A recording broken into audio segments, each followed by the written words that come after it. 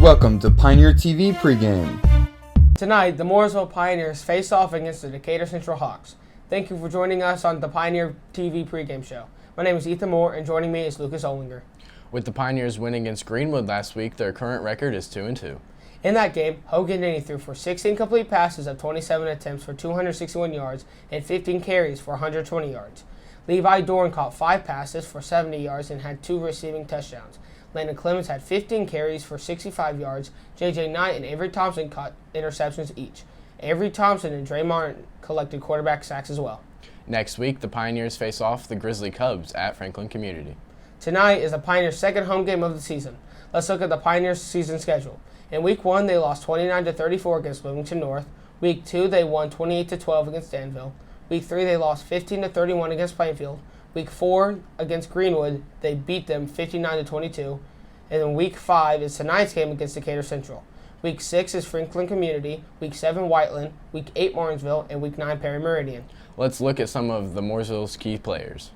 Mooresville quarterback Hogan Denny has a 48.3 passing completion percentage, 205 yards a game, 9 passing touchdowns, 3 pass interceptions, 536 rushing yards on the season, with 134 rushing yards a game and 5 rushing touchdowns. Next, there is senior Levi Dorn and junior Caden Bruin. Caden Bruin has 76 receiving yards and 2 receiving touchdowns. Levi Dorn leads the Pioneers with 339 receiving yards, and he has 4 touchdowns on the season. Senior Landon Clemens has 26 tackles and 6.5 tackles per game. He has 1 sack on the season as well. He also has 214 rushing yards as he's a lead running back for the Pioneers and averages 53.5 yards per game. He also has 3 rushing touchdowns. Senior Tyler Church for the Pioneers has 906 kickoff yards and 128 punt yards. He has made 16 out of 16 PAT kick attempts and has missed 2 field goal attempts out of 3. If you haven't seen it yet, watch the Hogan Denny football hype video on our YouTube channel before tonight's game. Heading into this game, Mooresville's coming off a big win on the road against Greenwood, winning 59-22, so definitely trying to extend their winning streak. They haven't been able to win 2 games in a row this season. They haven't lost 2. They've been alternating. They lost their first game, won their second, then lost again, then won their previous matchup last week. So Mooresville definitely trying to get into the win column once again. I think we can expect a lot of rushing yards from Landon Clemens this game, as Hogan Denny hasn't been able to find his wide receivers as open. Yeah, Levi Dorn has had an up-and-down season so far, averaging just under 80 receiving yards per game with 4 receiving touchdowns. Definitely needs to get better there. He has had a dropping issues throughout the entire season, along with all of the other Mooresville receivers. So definitely need to build chemistry between the quarterback and wide receivers on that team. And the offensive line has definitely been a weak point so far for the Pioneers. The front 7 for opposing teams has really had free will at the quarterback, which has caused Hogan Denny to scramble. But when teams have more film on Hogan Denny, they can kind of expect him to run the ball a lot and can build their defense around him. The game is only about 15 minutes away. Stay tuned for more Pioneer TV pregame. We will be right back after this break. When I'm not racing at the track, I do like to take things a little bit slower. But even with my foot off the gas, I'm still driven to save lives. So if you're like me and you like hunting and fishing, you could do something to save lives too. Just say yes to being an organ donor when you get your hunting or fishing license online, or when you renew your Indiana driver's license. Join the 4 million Hoosiers who have signed up to save lives. Here, fishy, fishy, fishy. Welcome back to the Pioneer TV pregame show. The Pioneers played against Decatur Central last season. Mooresville won that game 18-17. During that game, the Pioneers had a 42.9 pass completion percentage, 97 passing yards, 42 rushing carries, 218 rushing yards, 97 receiving yards, 1 sack with 62 total tackles, 1 rushing touchdown, and 4 field goals. Decatur Central had a 35.3 pass completion percentage, 90 passing yards, 29 rushing carries, 202 rushing yards, 88 receiving yards, and 69 tackles. Last year, Kenny Curry, the kicker for the Pioneers, definitely was the key player for the Pioneers in terms of scoring, which is not typically what you see when it comes to being a kicker, especially in high school football. But it was 18-17. Mooresville struggled to get into the end zone until late in the game when they had that rushing touchdown. But Kenny Curry had the majority of the points for the Pioneers. And with him gone, Mooresville's definitely going to have to find another way to get into the end zone. How do you think Decatur Central is going to have to stop that? Well, Tyler Church is a great kicker so far, on PAT attempts at least, 16 for 16 on his attempts. So Decatur's going to have to hope they can rush the line and hopefully block a kick if that's what they need to do. Yeah, Tyler Church's been a bit inconsistent so far. He has been great when it comes to PAT attempts, but when it comes to field goals, I believe he's 2-3 on the season, so definitely needs to get better there. But Mooresville, you can't really win back-to-back games against Decatur Central from field goals alone, so it's going to definitely be a close game tonight, especially with them both being 2-2. Decatur Central lost against Martinsville last week 24-25, making their current record 2-2. Now let's look at the Hawks season schedule. In week 1, they won 18-14 against Columbus North. In week 2, they won 43-42 against New Palestine. Week 3, they lost 15-31 against Whiteland. Week 4, they lost 24-25 against Martinsville. Week 5 is tonight's game against Mooresville. Week 6, Plainfield. Week 7, Greenwood. Week 8, Perry Meridian. Week 9, Franklin Community. And Week 10, Bloomington South. Now let's look at some of Decatur Central's key players. Decatur Central's quarterback, Bo Poiston, has a 53.4 passing completion percentage on the season, averaging 167.5 yards a game, 4 touchdowns, and 4 picks. Next, there's Chris Richmond and Napo Dodo. Chris Richmond leads the Hawks with 392 receiving yards. He has 4 receiving touchdowns, and Napo Dodo leads the Hawks with 301 rushing yards, 75.3 rushing yards a game. He has 3 rushing touchdowns. On defense, Stephen Oeteo has 36 tackles and has 9 tackles per game. He also has 1 sack on the season. Ashton Vogel has 1,170 kickoff yards and 180 punt yards. He has made 8 out of 8 PAT kick attempts and 6 out of 8 field goal attempts. Heading into this game, Decatur currently on a 2-game losing streak, but both of those losses have been relatively close. I mean, look back in the Martinsville game last week, they lost 24-25. Not super high scoring, not low scoring. So offense did show some promise, just unable to squeak away the win there. But we've seen them have a good offense so far in this season. They've put up 40 points before in the season. But on that 2-game losing streak, definitely trying to get back into the win column. Currently still seeking their first mid-state conference victory. So definitely trying to get that here. What do you think they're going to do?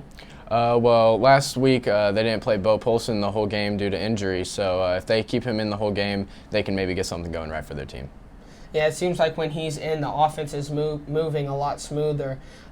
Still showed a lot of promise, losing to Martinsville only by 1, so that they definitely could play spoiler coming up in tonight's game. The game is only 10 minutes away. Stay tuned for more Pioneer TV pregame. We'll be right back after this break.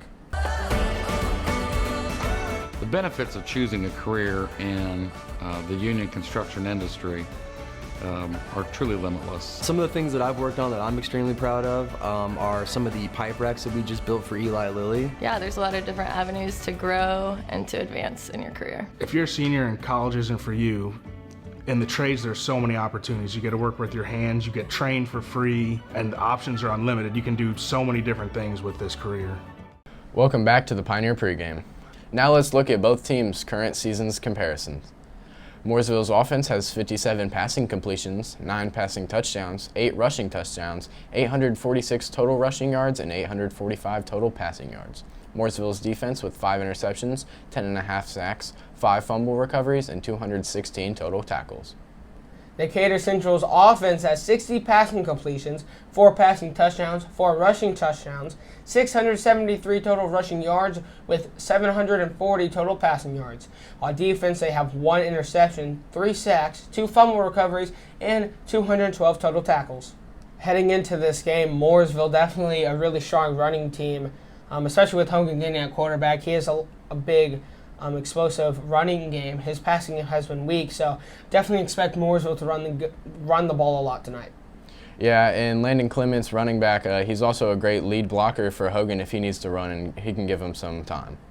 Yeah, we've seen Landon Clements be impactful in the linebacker position defensively in blitzes and also dropping back into coverage. But when it comes to the screen game on offense, he's been really strong there. Hogan Denny has a safety valve in the backfield for him. So anytime no one's covered, everyone is covered downfield, Hogan Denny can just give the ball to Landon Clements. And Landon Clements needs to get things going on the ground once again.